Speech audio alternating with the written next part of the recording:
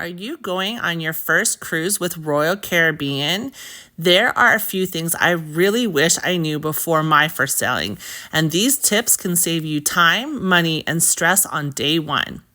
First things first, you need to download the Royal Caribbean app. This is everything for your cruise. About 45 days before you sail, you can check in and secure your boarding time, and trust me, you want the earliest possible time so you can start your vacation sooner.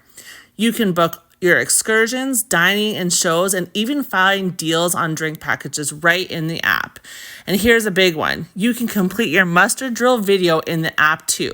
Just watch the safety video ahead of time, and once you're on board, you just scan your badge at the muster station and you're done. It's super quick.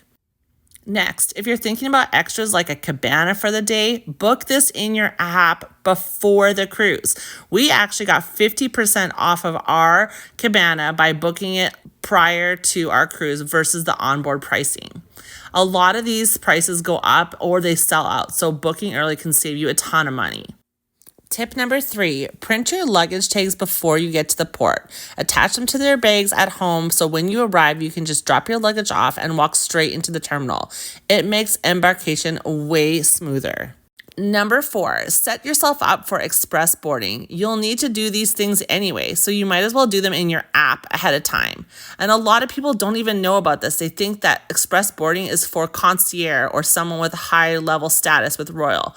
But all you need to do is use your app, upload your passport, take a security selfie, complete your check-in, and then 24 hours before you cruise, do your health questionnaire. If you do all that, you can skip the lines and get right on board so much faster. Once you've skipped the lines and got on the ship, keep an eye in your app because more activities will start to show up. Things like ice skating or laser tag.